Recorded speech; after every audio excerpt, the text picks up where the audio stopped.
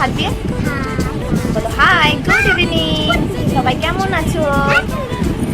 আজকে সোনার শরীরটা খুব ভালো নেই, ভালো নেই কারণ হঠাৎ করে এত গরম পড়েছে না, বাচ্চা মানুষ সহ্য করতে পারিনি, শরীরটা প্রচণ্ড খারাপ করেছে, তাই সকাল থেকে ব্লগটা স্টার্ট করতে পারি। শোনা শরীর ভালো না, হাই করো। তুমি কি নিয়েছো হাতে দেখাও, উঠাও দেখি, এটা ধরা যায় না। সন্ধ্যাবেলা দেখি দুটো পার্সেলও চলে এসেছিলো।